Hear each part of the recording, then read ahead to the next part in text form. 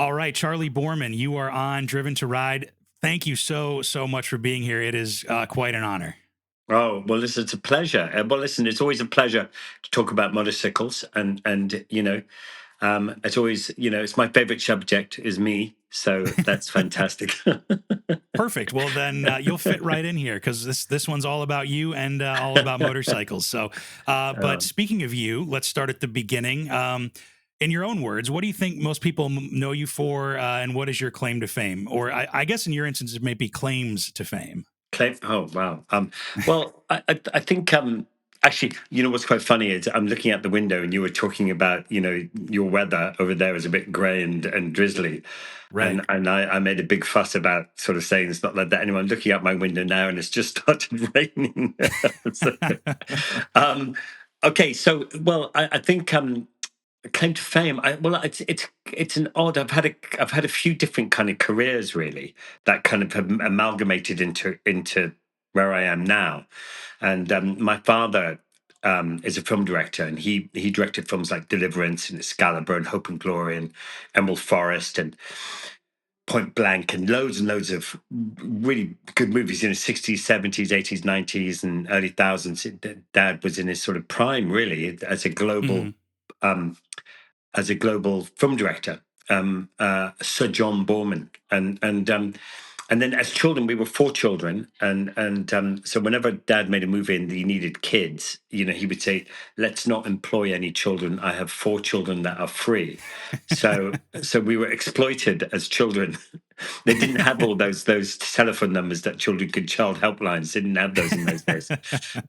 So we would always travel with my father all over the world, making his movies from South America uh, to the Pacific and California and South Carolina and Georgia and all those kind of places, while Dad Hmm. was making movies and so and when we weren't sort of traveling around the world following Dad on movie sets, we lived in Ireland in up in the Wicklow Mountains, quite remotely. So we all kind of different places from being in Hollywood to being up in the Wicklow Mountains in the middle of Yeah. nowhere. And I suppose, and then my career kind of and then I started riding motorbikes when I was in Ireland when I was a kid. I used to ride horses a lot and loved riding horses. And then Tommy Rochford, this fella in the next door village, had a Maico 400.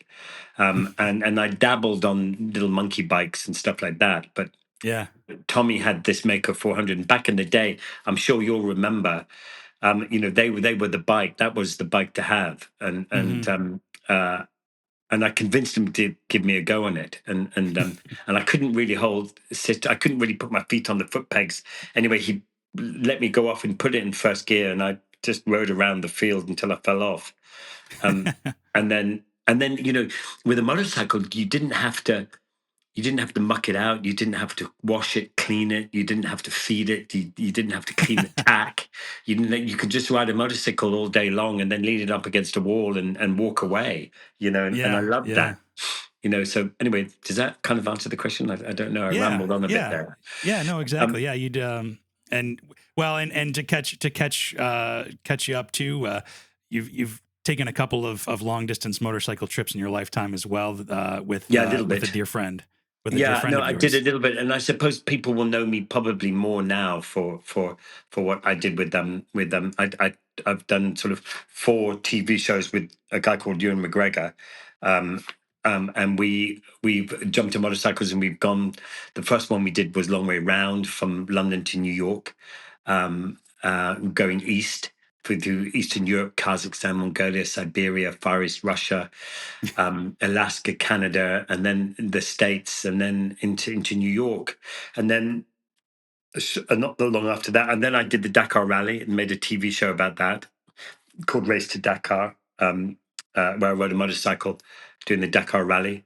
And then we did long way down from Johnny Groats, the top of Scotland, to Cape Town in South Africa, all the way through that South African. We went through uh, we went through Sudan and Ethiopia and Kenya, Uganda, Rwanda, Tanzania, Malawi, and all the way down to South Africa, and then a long way up on electric motorcycles, all the way up to South America, from bottom of South America to Los Angeles. And then just recently, last year, we went from Ewan's house in Scotland to my house in down here in England, to via Scandinavia, Eastern Europe, and 17 countries and just under 10,000 miles on old motorcycles. So there we go. Yeah. Yeah. And Yeah. so, one, collectively, do you know God, how I feel many exhausted miles? just saying that.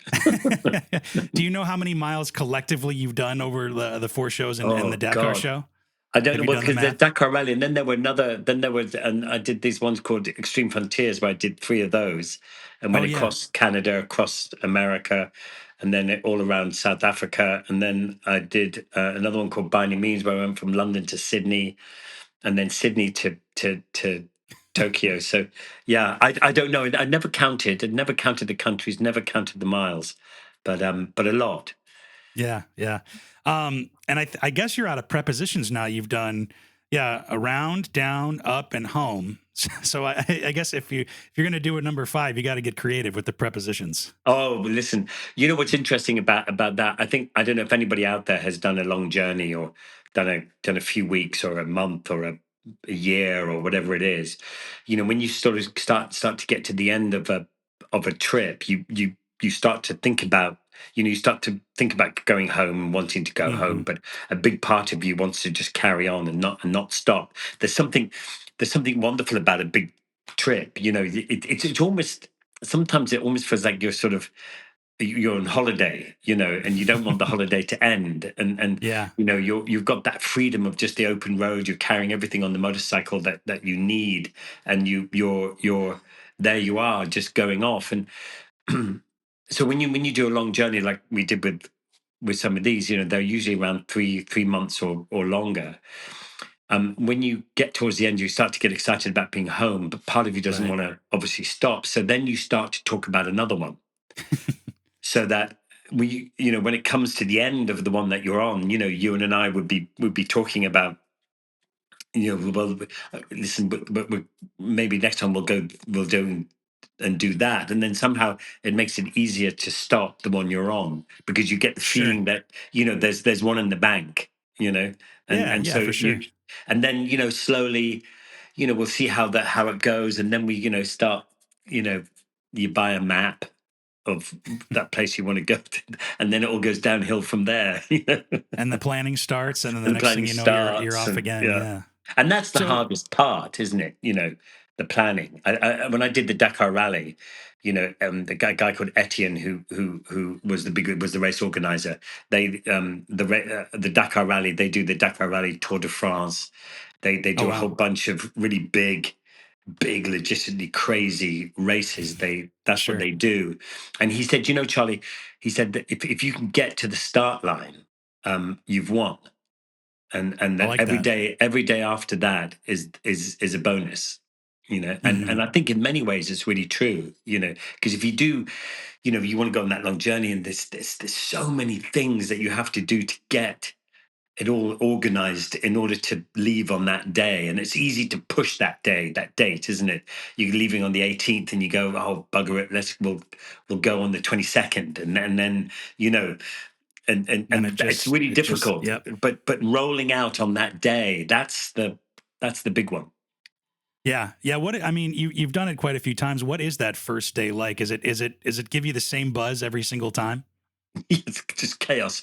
When you're sitting there and you're just getting ready to go, and you've got all your gear on, and you're we're ready to get on the bike, and you've got some, family or friends or whatever who are around. Like in this last trip we did, we had a marching band that Ewan used to be in when he was a kid, and we had our wives and family there, and Yeah, it you're was a sitting fanfare. with all your gear on, and you're starting to sweat, and you can feel you're overheating, and you can feel the sweat dribbling down your back, and there's Hmm. an element of anticipation, and an element of like, oh, you know and you got 3 months ahead of you, and the picture is actually quite big, and you're thinking, oh, this is, you know and then once you just start turning the wheels, then then everything just starts to sort of all the hoo-ha just sort of starts to go, and that the reason why you ride a motorcycle all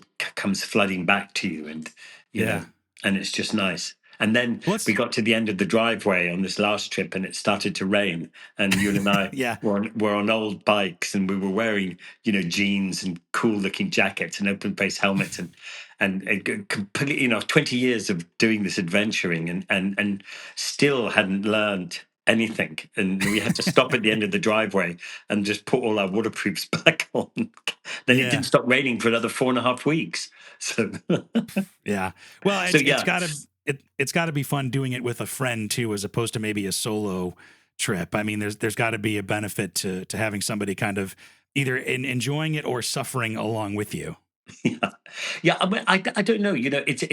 I think that's a real individual choice. Some Sure. people really like to do it solo. There's a Hmm. guy called, I don't know if you're going to know a guy called Nick Sanders, and Mm-mm. he has a couple of records of going around the world on his Okay. own. Yeah. But for me, I've never been a person to go on holiday on my own, or I would always Right. go with somebody. I'm not Hmm. a good person by myself, and I don't think maybe Ewan isn't either. I don't know, and I think we both like the the fact that as you say, we have a friend to sort of go through the ups and downs and make and if you're not feeling great, you can lean on that person that day, or vice versa. So Yeah. yeah, Yeah. for me, I think and I think for you and the two of us, you know, well, we really like each other, and we're great mates. So so any chance to go riding with a friend is a good one. Yeah. And correct me if I'm wrong. You guys met through the film industry, right? Yeah, yeah. Well, I was an actor at the beginning, so Hmm. I made quite a lot of movies back in the day, and I had some success with some films and stuff like that. And so um, and Ewan and I met on a film called The Serpent's Kiss. This was my big comeback movie. I wasn't getting the films. I'm very dyslexic, and Okay. I really struggle with reading and writing, Hmm. and my memory is just terrible. And so learning lines was just, I was just impossible. And it's really why I kind of gave up acting. Really was because I just it was became so stressful Sure. to learn lines. And anyway, so I kind of sort of my acting career had kind of dried up a little bit, and I was painting and decorating and doing people's houses up. Hmm. My career, my ambitions had kind of fallen off the cliff, really, and I wasn't doing what I wanted to do, and I Sure. was resigned to the fact that maybe this was my life now, and then I was going to start to go into construction properly. And but I was doing the odd little film part every so often within that sort of 10 years of hardship Hmm. and having no money. And one of them was making a film with Ewan, and we met in the west coast of Ireland, where we were filming the thing. We met in a pub where all the actors and everybody were getting together for that kind of meet and greet type of Right. party, Right. getting to know Initial. each Yeah. other. And I knew Ewan had ridden motorcycles, and I knew he had a Moto California. Yeah. And so when we met, I said, hey, Ewan. He said, hey, and I said, oh, I hear you got a Moto California. And he said, yeah, no, I've got it. He said, do you ride bikes? And I said, yeah. And then that was it. I don't think we've spoken much. We haven't spoken about much else, really. I mean, I spoke to him yesterday, and we Sure. were talking about a bike that he'd bought, and that we were going. We planned to go. We're going to go off and collect it at the weekend, and so yeah. So that was 30 years ago, and and then yesterday we're talking about motorcycles again.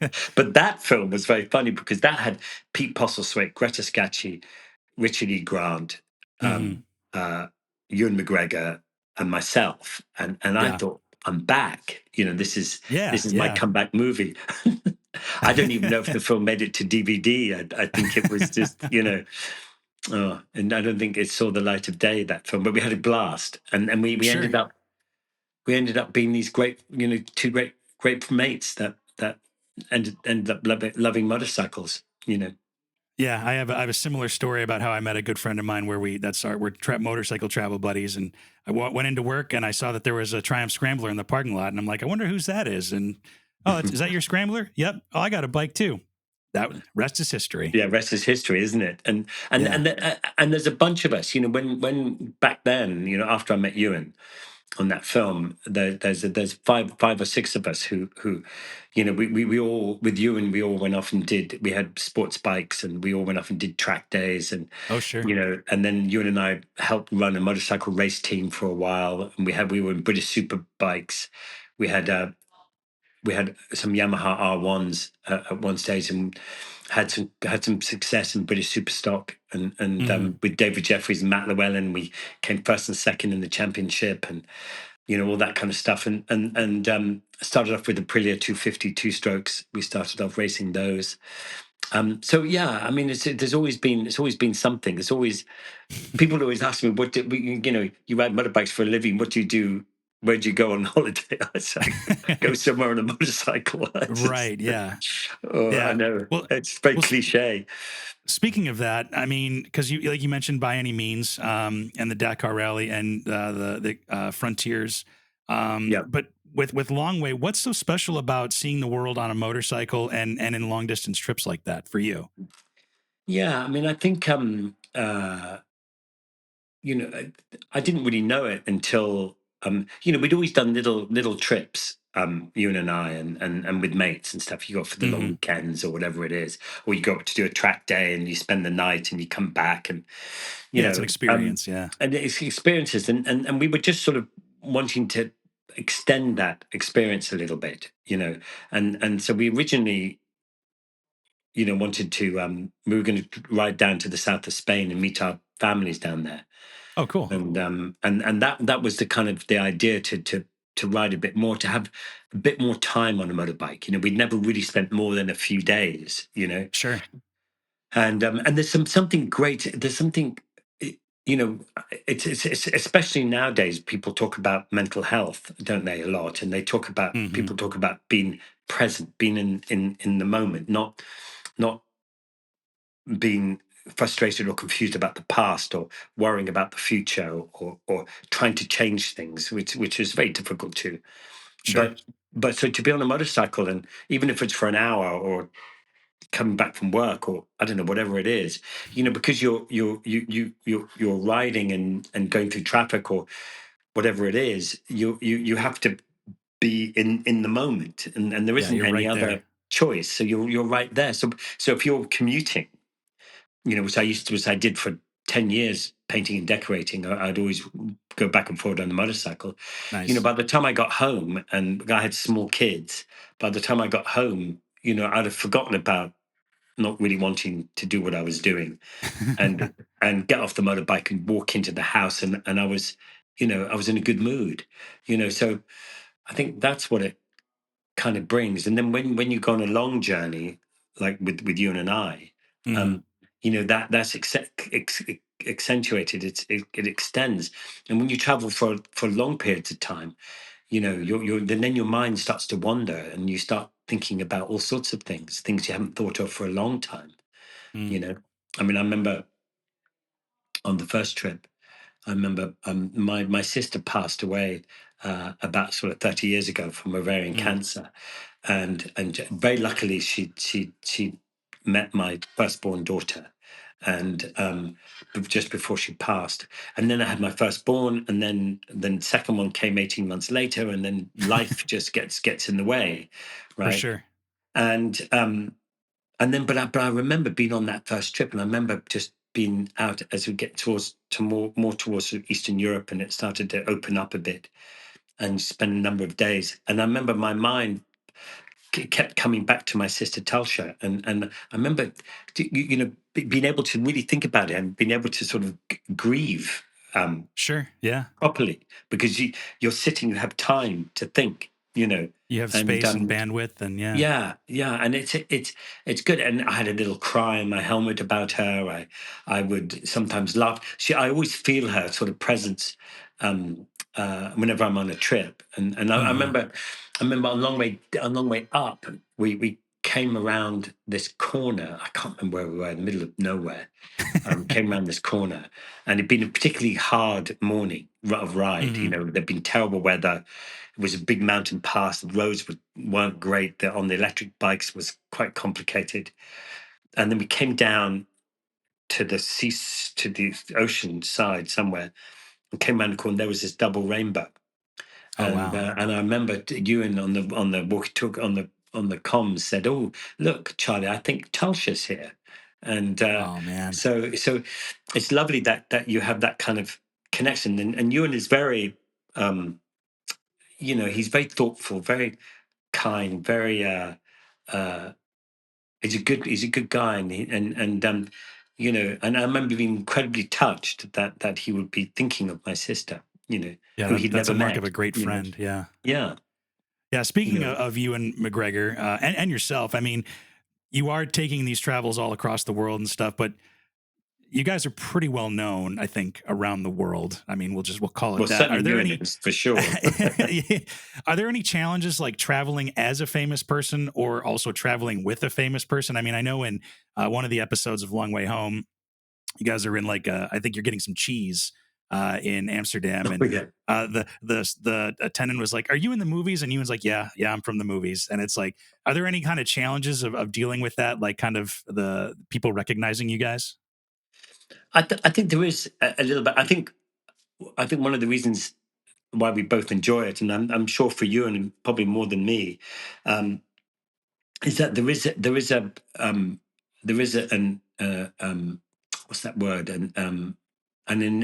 Not anonymity. There's a I think where people can't really see who you Yeah, are. You know, you yeah, you're turn kind up of obscured by the helmet, by and the yeah, helmet, and there's an anonymity there of it, and I think uh, and then you get off the motorbike and you walk around, and people aren't expecting you, and so sure. I would say more often than not, people don't recognize you. And I remember Sure. in long way. I remember in long way down. We were in we were in Morocco, Tanzania, where they'd filmed the first Star Wars, and they'd use Oh those yeah. troglodyte homes. You know that Hmm. the homes that are in the ground, and in the first Star Wars, in the Yeah, original yeah, Star Wars, yeah. that's where they 77. filmed Yeah. it.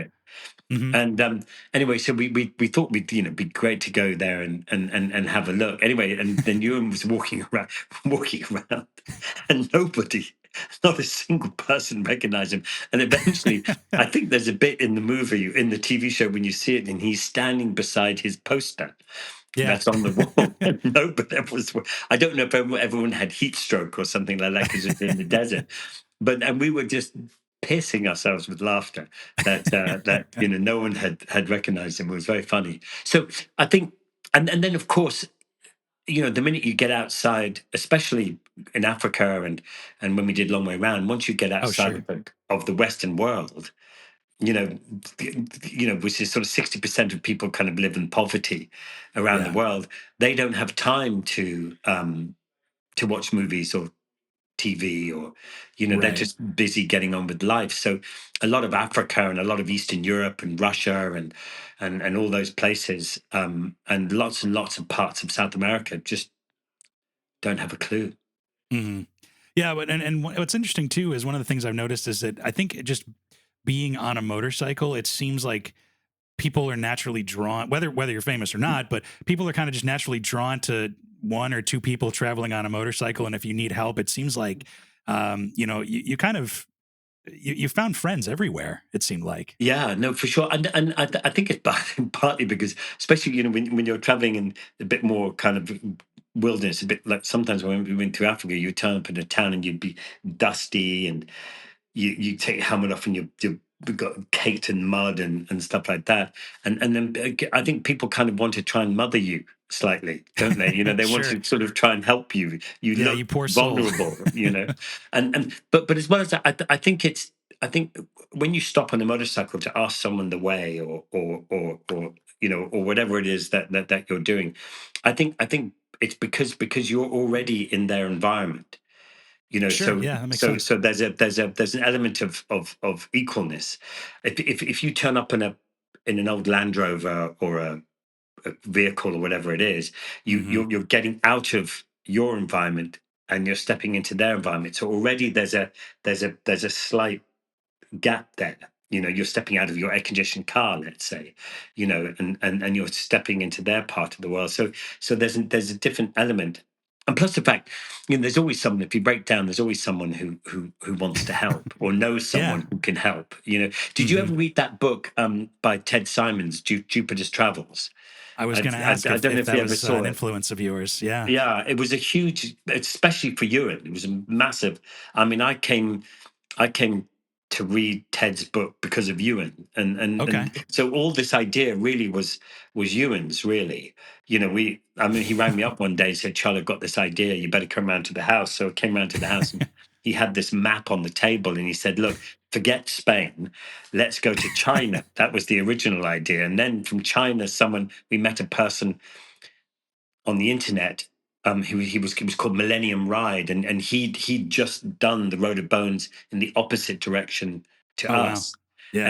and we were asking him about information about what he did and what routes and any ideas, and he said, whatever you do, you've got to do the Road of Bones, and so that was born from him. But it was really Ewan who said, look, let's do this, Yeah. What was and your first reaction to that? Was that like, were you kind of all in on it, or were you a Oh, little? 100%. So I thought, great idea. And then our wives were there and we said, what do you think? And actually, I feel a little bit aggrieved by this because both of them said yes pretty much straight away. So it was like, Yeah, get well, out of here. okay, all right, you could at least put up a bit of a fight, Yeah, pretend for me, will you? pretend, and then they did say, well, how long? And we'd reckoned about 4.5 months. And they didn't bat much of an eyelid about that either. Wow. Yeah. But but my problem was I didn't have any money, Mm. Okay. and Ewan had just finished doing Star Wars, and I think he was just about to do Big Fish, Oh, okay. um, Yeah. and and I think Ewan kind of realised that I didn't have the money, and someone had mentioned about a book that I might make two best friends going off around the world, don't know what's going to happen, which Hmm. is it's a good book, right? Yeah. um, and so that's how that sort of came about, and there was a potential for a bit of money there to be able to do it. Because I mean, I honestly, I was stone cold broke at the time, Sure. and uh, and that's how that kind of sort of went about. And then the kind of book deal looked like it was a go, and Hmm. and and then but then I'm completely dyslexic. I can't even write. I can't Okay. spell. I can't do anything. And Ewan's not that much better. And we thought, well, how are we going to write the book? Right. Yeah. Yeah. Anyway, so then we thought, well, we'll do video diaries, and then we'll get someone to help us sort of because it's complicated to have two voices in one book. Right. Yeah. So we got someone to sort of help us sort of do that, and then we transcribe the video diaries, write the book, There you and then go. we thought, Yeah. well, if we're going to do a video diary, why don't we do a video as well, type of thing, But this Right. was like Right. a Yeah. holiday Smart. video. It's not, not like a TV show. And then it kind of just sort of, I don't know, it just kind of spiraled from there. And Ewan was off doing Big Fish, and he said, well, why don't you meet a few producers to see if anybody would be interested? And then, Yeah. of course, being useless, I hadn't really thought about it. And then Ewan rang me up and he said, I'm coming back. What have you done? And I said, oh, lots. Yeah, yeah, I've got loads of stuff going on. And I kind of panicked and rang up a few production companies. And Russ Malkin, who is Russ and Dave, who helped us make the TV shows. Yeah. Yeah. Um, I'd met Russ at a housewarming party that I'd done up this guy's flat. I'd done the kitchen and Hmm. the whole flat. I'd redone it, and I'd met him at the party, and he'd said he'd made some TV shows about motorcycles and stuff like that. Um, and then one of the cupboards of the kitchen fell off the wall, which I was kind of responsible for. Because that was quite dramatic as well. Whoa. So I don't know what he must have thought of me at that stage, but and then I don't think he believed that I knew Ewan. You know, Oh, really? I don't think so. And because I said, yeah, let's meet, made a meeting. Then Ewan's phone went over, had to cancel and redo it, and he thought, "Pfft, whatever, you know.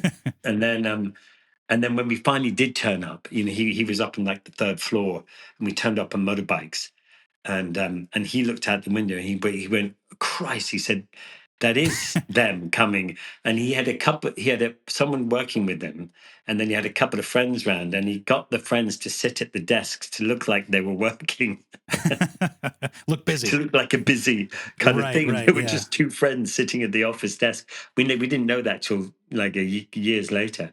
Yeah, Um, yeah. and then we met him, and then we ended up making a TV show. Hmm. So yeah, and now you've done it multiple times. Yeah. How has like the motorcycle world changed since like Long Way Around, the first one, to now, or even just in general, from seeing all these different slices of the motorcycle world, from racing and super sports and Yeah. ADV and all that, and even electric for that matter? Yeah, I mean, I think the adventure of it and the bikes and stuff hasn't changed that much. I think the gear has changed. Mm, You interesting. know, Yeah. the tents, even the cooking stuff hasn't really changed that much in 20 years. And sleeping bags are sleeping bag. I mean, I Right. think they Yeah. get a bit more lightweight, but that's about it really. But I think what really has changed is how you make the TV shows. When we did Long Way Round, there were no GoPros, there were no drones, there was Yeah. nothing. We invented these little helmet cams and Oh, a little wow. bike cam, and we got this guy to build this thing. We had little walkie-talkies with a button on the bike where we could walkie-talkie each other, Yeah. This and was then before we comms, had before this smartphones. recording Yeah. thing. So there was no Sennas, there was nothing like Yeah. that. And if you wanted an aerial, we had to choose a place that was near an airport, Oh, yeah. so that you would send Claudio, our cameraman, to the helicopter. He'd get in the helicopter. You could only afford an hour because it was really Right. expensive, and then he'd fly to where you and I were waiting, and we heard the helicopter coming. We'd jump on the bikes and ride up and down that piece of road, and that was Wow. the Yeah. that was the area. Now, you cut to 20 years later, and this time we had Claudio on the motorcycle as a Yeah. cameraman, and we had Max come on this time as well as a second cameraman. And this time, we had GoPros and 360s all over the place, and Max sitting on the back of the motorbike flying the The drone, drone. following us Yeah. as we're riding along.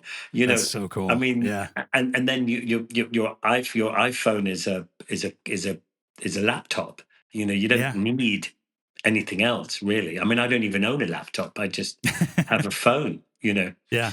And that's what's changed. And the communication between my wife and my family, um, and having been able to have that connectivity through technology, that's what's really changed. Yeah. It's got to make them a little bit closer, at least kind of psychologically. They're not so like hard to Yeah. reach. Yeah. And then the filming of it as well. So now you have the intimate cameras of the 360 where you and I can be having a conversation on the motorbikes beside each other, and actual conversations, and we can find the footage that of us actually talking to each other, and we can have it, me talking and then looking at you, and Ewan looking at me, and all this stuff can go on. And Yeah. then you have this, and as we're talking about something, then you have the drone comes out and it reveals where you are, and you're doing Yeah. The big establishing five or shot. Yeah. six of those, seven of those shots a day. Yeah. So that's the big change. Well, and it sounds like, I mean, it is nice to hear that the sense of adventure and the feeling of travel is still the same, that like all the filming of a television show hasn't really gotten in the way of that too much. Yeah, no, not too much. I mean, it always takes a bit more time, Sure. but you know what it's like when you're fiddling around with your little drone and you're trying to send it off, and it doesn't, and it won't Yeah. It take doesn't off want to because of work. something, and so those bits always take time for everybody, and everybody seems to. everybody's capturing everything now, you know. Right. Yeah. I mean, the danger is that you spend hours and hours and hours filming with your GoPros and stuff like that. And that's all fine, but then, you know, when you come back, you know, so many friends of mine have come back with tons and tons of footage, Oh yeah. and it stays in the cupboard drawer or sits on the computer for years. Maybe sometimes you never get back to it. Maybe, you know. Sure. Yeah. So, but anyway, but yeah, but I do like it. I Yeah. do like it. Well, Escape. so I yeah. think it's escaping, isn't it? Ewan calls it Ewan calls it our fourth honeymoon. Yeah, I mean, spending that much time with somebody, it doesn't matter who it is. I mean, you guys got to know each other like backs of your Yeah. hands, and yeah, really have a friendship that is lasts a lifetime for sure. Yeah, So well, you were saying with your friend that you have your buddy who you ride motorbikes with. You know, yeah, you do really get to know each other. You know, and you know that if you got you got out of the wrong side of the tent. You know, sometimes you know to leave that person alone, or you know to say something, or to make them laugh, or you piss them off, you know, yep, and you can tell, you think, oh well, no, maybe I'll piss them off now, and maybe I'll better yeah, just, you know, yep. I'll just keep away. But the other thing of it is that what's really interesting, I think you and I have learned over the years is that at the beginning, you know, you would both ride the day, and you would come to the end of the day, and you would talk about, you know, you would talk about your experience of Oh that yeah, day. hmm, And then Ewan would have a completely different experience of that day, because you're both traveling down the same piece of tarmac or dirt road, but you've both seen it in a completely different way. yeah, And for so at the sure. beginning it was like, well, why didn't you why I don't understand why you didn't see it how I saw it, you know. Do you see, you know what I mean? I don't understand why you didn't see that huge waterfall. I mean, Yeah, you had you to be missed it. Yeah, blind not to see that waterfall, you know. right. And then we've learned over the years to really enjoy and embrace that moment of going down the road, and realizing that at the end of the day you can have a long conversation about the day, because you've both seen it completely differently. Yeah. And that's a really, I really enjoy that. It's like when I did the Dakar rally, you have to you have to you have to read a road book. So, you know, Right. Yeah. at kilometer 226, uh, there's treble danger, old riverbed, on exit of old riverbed, compass bearing 119, right? Hmm. And that's your Your directions. your Yeah. directions. But it's super complicated at the beginning, because it's that person writing the road book. Oh yeah. I would write it completely differently. You Yeah. know, Sure. he would make a marker, of, you know, a solid marker, to say at kilometer 300 there is a tree with two big branches, right? Yeah. And so you knew that that was absolutely kilometer 300. But I would have said the two huge boulders on the left hand side, I would have Yeah. said, you know what I Yeah. mean? Or maybe So you don't even so see the tree. Yeah. or maybe, Exactly. yeah, I What don't even tree? see the Yeah. tree. Yeah. But Yeah. so you have to then understand, get to know that person through the road book, because you Right. have to get to know that person, because you have to think like that person who wrote it. Do you see what I mean? Does that Yeah, make sense? yeah. Yeah, totally. It I makes don't a lot know. of sense. Yeah. Yeah. But yeah, And so from that, you guys, you and yourself probably kind of can get in each other's head and in a good way and know how each other thinks. And, yeah, um, absolutely. you know, Yeah, and absolutely. that's got to be cool, really cool, sharing the experience of what you saw independently, but together at the end of the Absolutely. I mean, day. it's like So old friends, you know, when you're boyhood friends or school friends, some of your best friends from as far back as you can remember. You know, if you haven't seen them for 2 years, you can still, you drop in and you're excited to see each other, and then it just carries on as if yeah, nothing, no time had ever gone past. You know, you just carry on. You know, yeah, you pick and up that's a where you bit like left with you off. and I. You know, you get jump back in. You know, sometimes we don't see each other for 6 months or a year or whatever it is, because Hmm. we're both always really always working, like everybody. Um, but yeah, but you just slot back in. It's nice. Yeah. Well, Charlie, thank you so much for the time. Last thing, I just want to make But sure yeah. we cover, where can we check out Long Way Home? Oh well, Long Way Home is with the other three as well, and they're on Apple TV Plus, which is their sort of their streaming platform. Yeah, And it's there's some good stuff on there. It's there's some really good TV shows and programs and agreed. stuff that's on there. So it's it's worth that little subscription. You know, you can always watch it for the month and then sack it off if you want Yeah, to. binge them all and then get out. But yeah, no, and I have to say the show is beautifully shot. It even with the sound off, it's beautifully shot. The Yeah. landscapes are beautiful. These awesome old, which we didn't even cover the bikes, Oh but yeah, maybe the old we'll bikes. have to Yeah. try that again. But Oh no, it was it's lovely. And just quickly before we finish, yeah, the you know, on that, you know, the use to choice of old motorcycles was because we'd gone super high tech the trip before going on Long Way Up with electric yeah, motorcycles, and that was really complicated and real challenge, you know. And everybody yeah, said that it was impossible to do, and it was almost impossible to do. But going on old motorcycles, and on what a Goodsey for Ewan and old R75 for me, BMW. And then going around in your backyard, you know, not actually right, going yeah, that far away, and discovering Scandinavia and Finland and Sweden and Eastern Europe and Poland and all those places was it was a very sweet, beautiful yeah, part of the world to get lost in. yeah. And I have to say, orange was great choice for that motorcycle, man. Yeah. Yeah, That was I'm a a big great fan color of choice for orange. that. Yeah, that was I know cool. orange, So and then if I don't know if you've noticed, but on the bike there's a little stripe on the petrol tank, oh yeah, and that root stripe beer. is a root beer flavor, yeah, which is my favorite drink. Oh no way. And the spray painter goes, Charlie, you know, I've just had an epiphany, and I think I should do this strip because a lot of my bikes are orange with Okay. with the stripe, and they're all different colors. And he goes, yeah, no, I think, what do you think of root beer? And I was like, oh yes, it's my favorite drink. Yeah, that's awesome. Yeah, I didn't know that, but yeah, I remember the episode where he's like, "You're never going to believe this. What color? Root beer." And I was like, it's not brown. It's root beer." Root beer, yeah. So, but no, It's they were fantastic. beautiful bikes, man. So, but yeah, Mm, again, Charlie, thank you so much for the my time. pleasure. And yeah, if you want to check out any of the long ways, Apple TV is where they can. So, No, we'll thank you. talk again soon, I hope, and you know, what maybe go for a ride sometime. I'd love that. So, thank you. We'll talk soon. Okay, bye bye.